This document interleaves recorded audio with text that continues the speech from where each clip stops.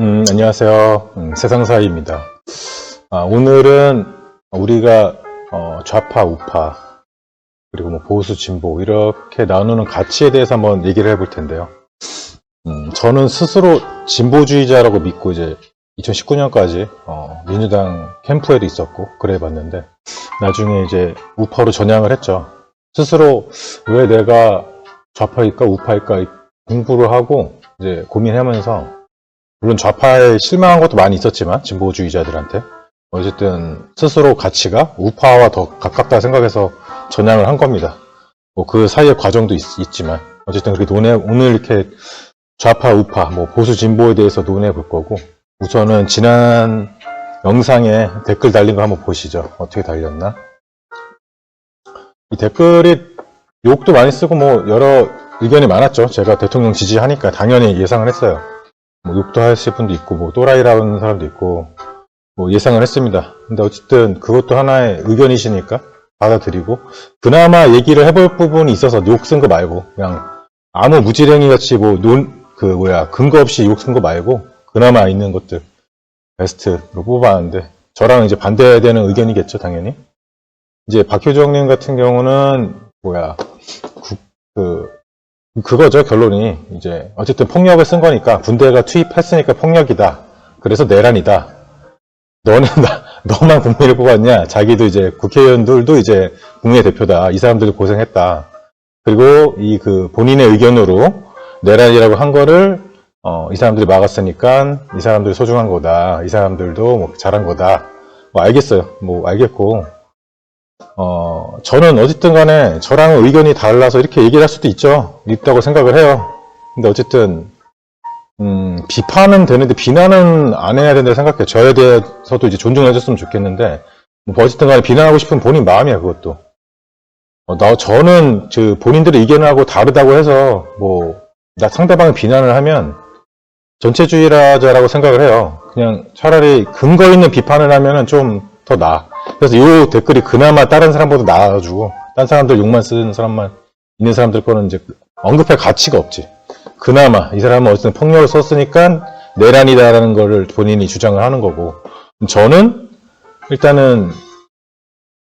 어쨌든 간에 뭐 저에 대해서 얘기를 했지만 내란인지 아닌지는, 그리고 계엄령 자체가 어쨌든 반국가 세력이 있어서 계엄의 정당성이 그게 있다. 반국가 세력의 정당성이 있다는 명분이 있다라는 거고, 그래서 나중에 밝혀져야지 벌쳐져야 되고, 그 다음에 법적으로 봐야지 우리가 서로 뭐 내란이다 아니다 라고 말할 필요는 없을 거라고 생각해. 저는 지금 말하는 것 자체도 솔직히 본인이 뭐 법관 판사도 아니고 말할 필요가 없는 거죠. 저도 여기서 얘기 안 하잖아요. 뭐 무조건 내란이 아니다 이렇게 얘기를 안 하고 있어. 저는 주장을 안 하고 있어. 계엄령에 동의한다는 거야. 계엄령 일부 100%는 아니지라도 만인 동의를 한다는 거야. 지지한다는 거고. 왜냐? 대통령을 믿으니까 반국가 세력이 있다며 기다려 보자는 거지. 나는 그거를 무조건 나를 극우 일찍 이렇게 표현하지 말고, 그럼 나는 일찍 왔다 갔다 했으니까 내가 중도 맞지 않나요? 여러분? 나는 예전에 2019년까지 진보주의자 애들하고 선거 운동도 하고 그랬다니까. 내가 민주당 캠프에도 있었다니까요. 어쨌든 그 후에 이찍이로 온 거지. 이찍 맞아요. 나 이찍이라 불러도 뭐 상관없다. 이건 자유니까, 자유민주주의 국가에서 자유니까 이찍이라 불러라. 날 비하하지만 불러라 이거죠. 자, 다음 댓글. 정남기민님이라는 분이 이거 쓰셨는데, 국회 탄핵 법대로, 대통령 거부권 행사 법대로, 그런데 불법 계엄, 내란 오죽하면 계엄? 어쨌든 내란이다. 여야 문제가 아니고 민주주의 파괴하는 행위다. 이 사람도 똑같아요. 앞서 얘기한 거랑 결론은 이제 폭력이 있었고, 폭력은 이제 민주주의를 파괴하는 행위다. 이 사람이 이렇게 생각할 수 있죠. 폭력이 있다고 하면. 근데 저는 뭐 그렇게 엄청난 폭력이 있는지 몰라서 놀라긴 했지. 저도 국민의 한 사람으로서 놀랬지. 왜 안 놀라겠어. 근데 어쨌든 그게 엄청난 민주주의를 파괴했다고 생각을 안 해. 나는 근데 쇼맨십을 많이 봤던 것 같아요. 그날 아주 개쇼를 하는 사람들을 많이 봤어. 구라치는 사람도 많이 본 것 같아요. 어쨌든 그건 제 생각이니까 본인 마음대로 생각하시고, 어쨌든 저는 이제 내란죄는 우리가 얘기할 게 아니라니까요. 들었다시피 왜 우리가 내란이라고 말을 합니까? 우리가 법관이에요? 법관이 아니잖아. 이분이 만약에 정남김님이 변호사라도 되면은 변호사대도 이렇게 얘기하면 안 돼. 오히려 반대되는 의견도 있거든요. 전원책 변호사님 같은 경우는 또 반대거든. 내란이 절대 아니라 이거지. 내란은 전복을 시켜서, 국가를 전복시켜서 권력을 창탈해야 되는데 대통령이 창탈할 권력이 있나요? 그냥 그게 좀 이해가 안 돼서. 어쨌든 간에 범법이라고 하면은 그 이유가 있어야 된단 말이에요. 그 뭐랄까, 동기, 범행에 대한 동기가 있어야 되는데 동기가 뭔데 도대체? 대통령이 우리나라를 전복시켜서 뭐 독재국가를 먹겠다? 나중에 판단해 볼 문제라니까? 우리가 다 모르잖아, 내막을. 왜 미리 이렇게 판단을 하냐고. 무슨, 어떤 언론 얘기를 듣고 이렇게 판단하는 건지, 이건 본인이 쓰셔라고 이렇게 막 하고 싶으면. 내란이라고 하고 싶으면 내란 죄에 대한 명목을 가지고 이런 행동 때문에 이렇게 해야지. 그냥 이렇게 어디 듣고 와가지고 무슨 핑계를 대도 내란이다. 이거는 그냥 어디 듣고 와서 그냥 쓰는 거 아닙니까? 이게 무슨 근거야. 어쨌든 결론은 저는 우리가 판단할 문제가 아니다. 내란죄는. 내란이라고 결판이 난 게 없어. 헌재에서 알아서 하겠지. 나는 믿으니까, 대통령을 믿으니까 아직까지는 지지한 거지. 근데 만약에 뭐 아무것도 안 나오면은 그건 좀 잘못된 거지. 뒤에 뭔가 나올 거라 믿고 기다리는 거지. 왜 이 기다림을 못 하느냐는 거야, 내 말은. 그게 상식성 아닌가? 좀 기다릴 줄 알아야 되는 거 아닌가? 왜 무조건 대통령 하는 말에 반대를 하냐고. 반국가 세력이 있으면 어떡할 건데, 반국가 세력이 엄청 많으면 어쩔 건데. 만약 50만, 100만, 200만 명 있으면 어떡할 건데. 간첩이 200만이라고 하면 당신들이 책임질 거야? 아니잖아요. 따져봐야 될 거 아닙니까? 지금 근데 나는 내가 판단을 하건데, 제 의견이에요, 이것도.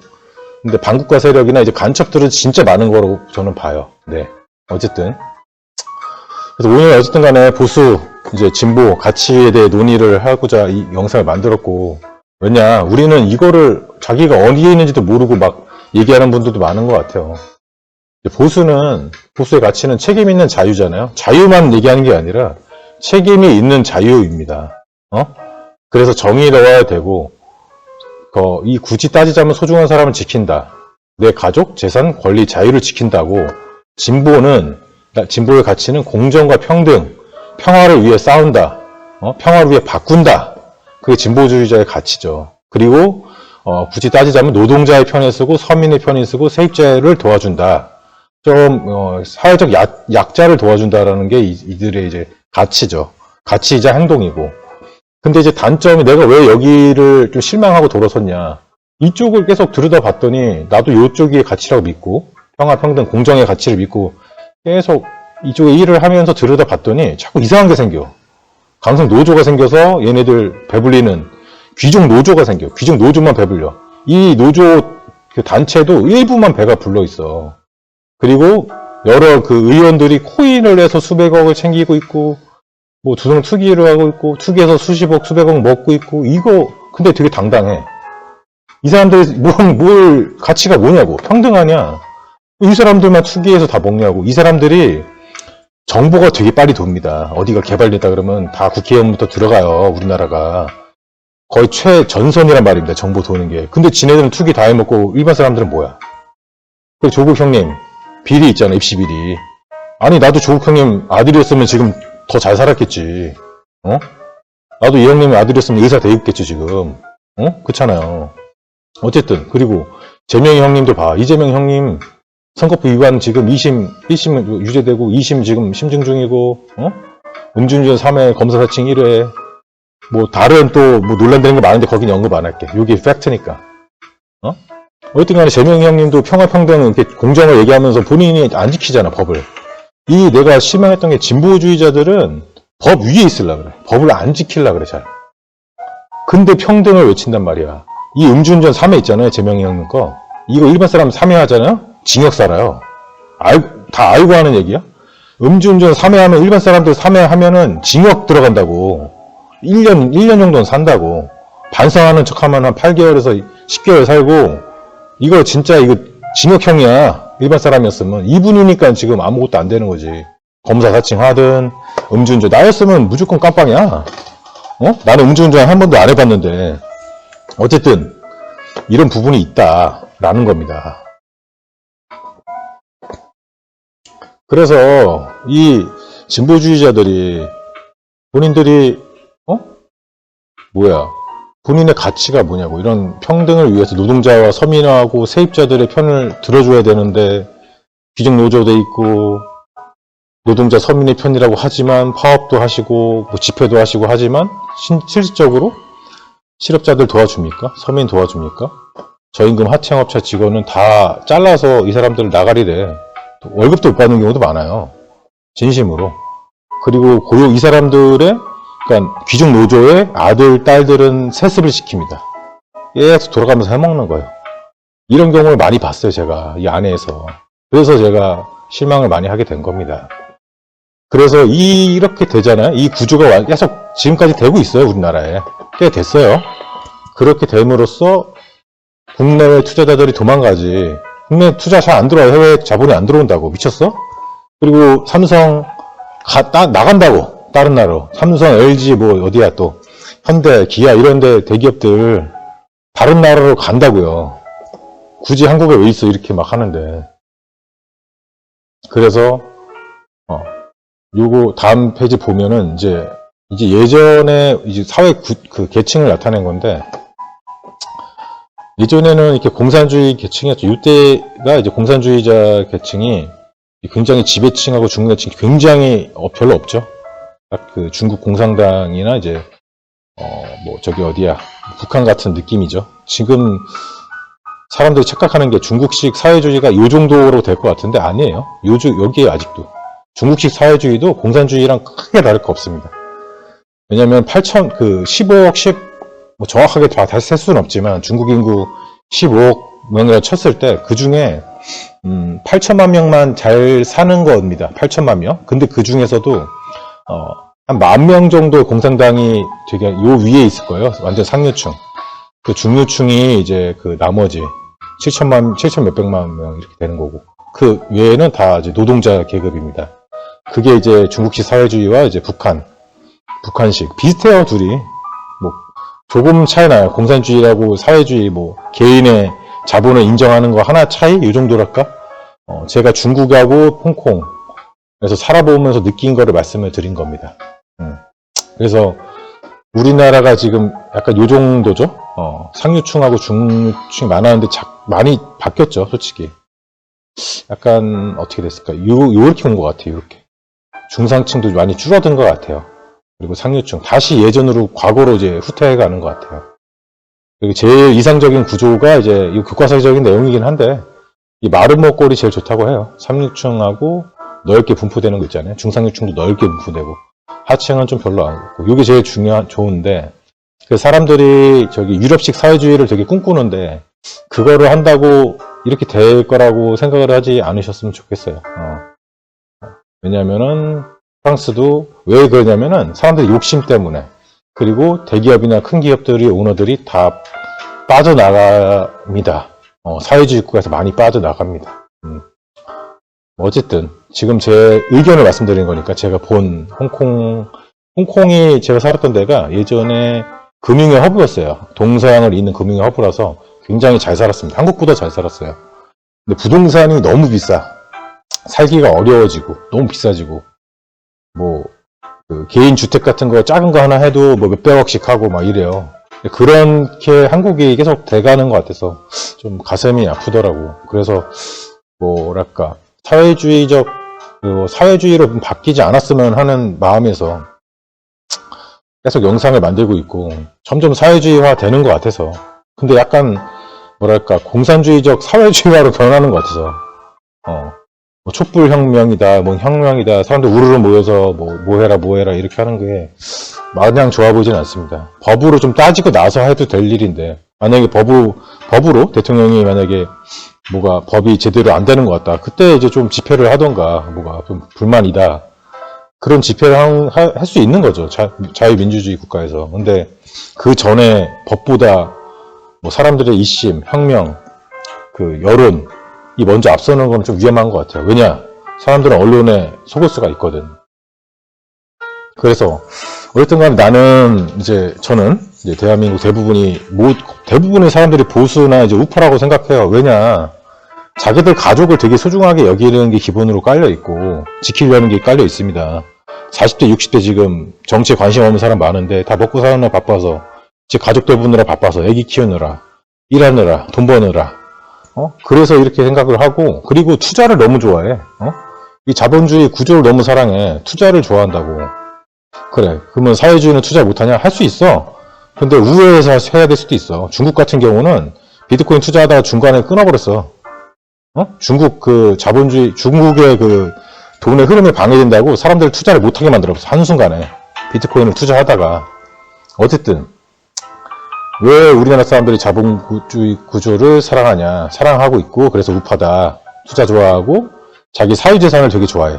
부동산 투기도 좋아하잖아. 비트코인, 코인 투자도 좋아하고, 주식도 좋아하잖아.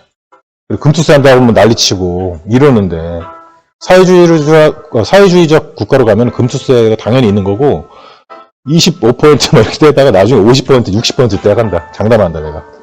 그리고 토지도 민주당의 일부 의원들은 토지를 다 국가에 반납해야 된다고 다 국가 소유로 해야 된다. 개인의 소유는 없어야 된다고 주장하는 분이 많아요. 우리 보수의 어머니 추미애 우리 그 누님도 그렇게 생각을 한단 말입니다. 그리고 자 엘리트 계층으로 가기를 희망하고 다들 그래서 돈 벌려고 한쪽만 파잖아. 특히 30대, 40대, 50대 이런 분들은 돈만 계속 쫓잖아. 그리고 시간적, 금전적 여유를 희망하는 게 왜겠어? 돈이 있어야지 시간적, 금전적 여유가 생기지 않습니까? 시간적 여유가 생기려면 돈이 있어야 되고 금전적 여유를 당연히 희망하지 다들. 그러니까 이거를 원한다고. 자본주의 구조를 기본적으로. 자유민주주의 왜 우리나라의 기본 근간을 원래 좋아한다고요. 자, 다음을 보면은, 이렇게 한숨이 나올까, 계속. 자, 그리고, 이재명 우리 형님에 대해서 얘기를 해볼 텐데, 이재명 형님은 재벌 해체하고자 하고, 토지를 배당한다 그러는데, 이 말 다 믿진 않습니다. 원래 정치인들 말 믿으면 안 되죠. 재벌 해체, 알겠어. 토지 다 반납, 배당해줘. 지금 나 없거든요? 저기 집이 없어요, 저도. 나이는 많은데. 감사하지. 토지 준다 그러면 감사하지. 거기다 집 짓고 살면 되니까. 근데 이 사람들이 과연 그걸 지킬까? 그리고 재벌 해체시키면 과연 재벌 기업들이 여기 있을까? 우리나라 땅에? 그게 과연 그 우리나라 경제에 큰 여파를 미치지 않을까? 걔네들이 벌어야 되는 돈이 얼만데? 자, 그리고 우리 재명이 형님은 전 국민에게 100만 원을 준대. 기본소득을. 좋아요, 형님. 100만 원 주면 좋지. 근데 어디서 나오는 건데, 이 돈이? 우리가 버는 돈으로 세금을 갖다가 뿌리치는 거 아니에요? 그러면 경제 구조는 계속 좋아져야 되는 게 당연히 기본 베이스로 깔려야 되는데 사회주의로 어떻게 한다는지 그거를 설명해 주셔야죠. 이거를 하려고 그러면은 기본소득을 하겠다. 유럽식 사회주의를 하겠다. 그러면 설명을 해 주셔야죠. 어떤 방식에 이렇게 해서 돈을 벌고 그 구조로 단순히 재벌 해체한다고 해서 이게 나오는 게 아닙니다. 100만 원 이런 게. 그리고 형님이 재벌 해체하는 것까지 나는 몰라. 의견이 다르니까 그건 주장할 수 있어. 본인이. 근데 아니 재벌 해체하면은 우리가 돈이 무조건 생깁니까? 아니잖아. 그리고 토지 보유세로 기본소득을 지급하겠다. 그러니까 어떤 가진 사람들한테 돈을 뜯어서 주겠다는 건데 나도 집 없으니까 이거 그래야니 해야 되는데 나는 왜 집 갖고 싶고 나도 건물 갖고 싶어. 왜 나의 그 꿈을 방해를 하십니까? 우리나라 대부분의 사람들이 이걸 꿈을 꿀 텐데 방해하지 마세요. 그래서 이거는 다음 페이지 요거는 이제 어떤 분이 댓글을 되게 잘 써주셔서, 솔직히 민주당만의 잘못일까? 민주당하고 국힘도 문제지. 나 둘 다 싫어하는데. 근데 어쨌든, 국힘이 일단은 요구를 하고 있으니까, 민주당이 요구를 하고 있으니까, 비판을 굳이 해보자고 하면, 지금 어쨌든 간에 예산 삭감한 게 청년에 대한 예산 삭감했잖아요? 청년 일자리 예산 삭감하고. 근데 많이 삭감했네? 원자력 발전, 이거는 전기료 인상이 가능합니다. 이렇게 발전 예산 삭감하면, 우리나라 원자력이 거의 세계급인데 발전 관련 예산을 삭감하면 어떡합니까? 안전시설 예산을 왜 삭감하는데? 그리고 과학기술 R&D 예산도 왜 삭감하? 3천억이라고 하면 우리나라 어떡하라고? 그리고 탄핵을 왜 이렇게 많이 해? 각 부처가 마비됐잖아. 이거 다 아는 내용 아니야. 그리고 제일 중요한 게 뭐야? 이게 특합이 니네 알아서 하고 간첩법은 왜 개정을 반대하는 거야? 아니 북한만 돼 있는데 왜 중국은 안 껴? 전 세계가 우리 적이 될 수가 있는 건데 스파이는 어디나 다 있잖아요. 미국 스파이가 있을 수도 있는 거고 중국만 스파이가 아니고 대만 스파이가 있을 수 있는 거고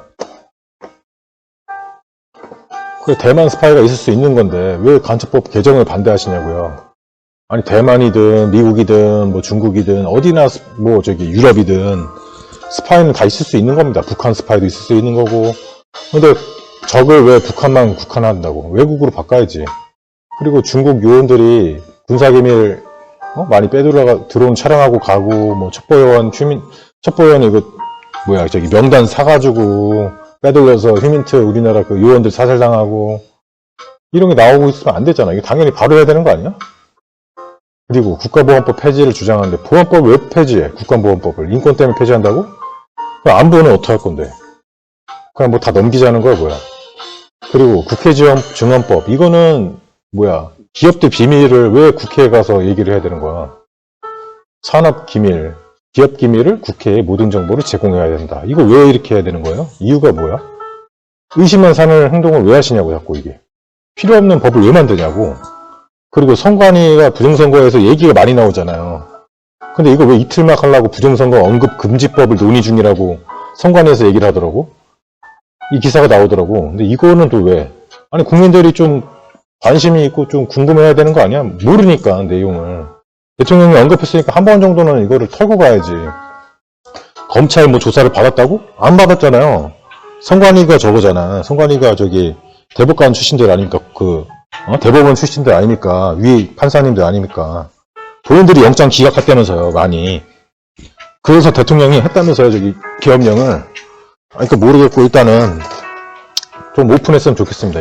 깔끔하게 털고 가야지. 이 선거는 민주주의, 자유민주주의의 근간인데 이거를 털지 않으면 어떡합니까? 이걸 딱 깔끔하게 의혹을 해소하고 가야죠. 이런 걸 왜 하는 겁니까? 이렇게 부정선거 언급금지법을 필요 없는 건 안 했으면 좋겠습니다. 자, 오늘 여기까지 하겠습니다.